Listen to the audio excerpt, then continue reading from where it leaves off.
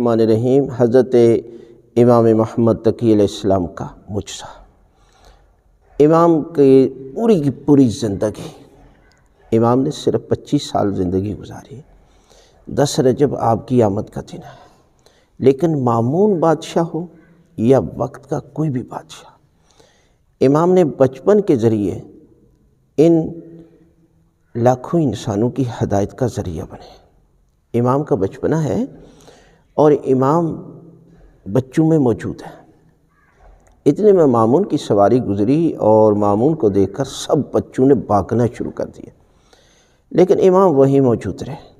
جب یہ شخص آیا مامون، تو اس نے کہا کہ اے بچہ، سارے بچے بھاگے، آپ کیوں نہیں بھاگے؟ تو امام نے فرمایا کہ میرے بھاگنے کی 3 وجہ ہو سکتی ہیں۔ یا تو تجھے ظالم سمجھتا، تیرے ظلم کی وجہ سے میں راستے سے ہٹ جاتا، یا میں اپنے آپ کو گناہگار سمجھتا، یا راستہ تنگ ہوتا۔ یہ تینوں وجہ نہیں، لہذا میں اس عظیم ہستی کا فرزند ہوں جو حیدر کرار ہے۔ یہاں فرار کی بات نہیں ہے۔ کہتے مامون چلا گیا اور جا کر اس نے اپنے باز کو چھوڑا۔ باز جب تھوڑی دیر کے واپس آیا تو اس کے منہ میں مچھلی تھی۔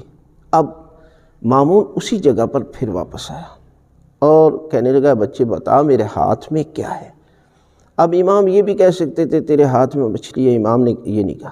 امام نے فرمایا کہ اللہ کی ذات نے جبرائیل کے ذریعے خداوند عالم سے یہ کہا ہے کہ پروردگار نے زمین و آسمان کے درمیان دریا پیدا کیے، اور ان دریاؤں میں مچھلیاں، اور اس روح زمین پر کچھ لوگوں کو دنیا کا اقتدار دیا ہے اور ان کے دلوں میں شوق شکار دیا، اور یہ اپنے باز کو چھوڑتے ہیں۔ جب باز آنکھوں سے اوجھل ہو جاتا ہے، تھوڑی دیر کے بعد جب یہ منہ میں مچھلی لے کر آتا ہے تو یہ لوگ اپنی مٹھی میں چھپا کر خاندان نبوت اور رسالت کا امتحان لیتے ہیں۔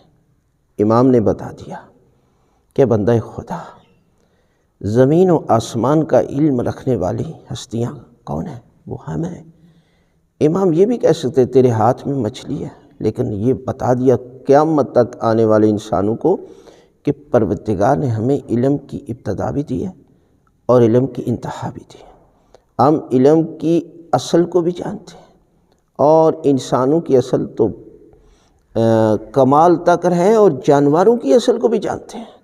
اس لیے کہ جو بندہ ہم سے محبت نہیں کرتا اس کی نسل ٹھیک نہیں، اور پروردگار نے ہمیں یہ مقام اور مرتبہ عطا کیا ہے کہ جو بندہ ہم پر درود نہ بھیجے اس کی نماز نہیں بنتی۔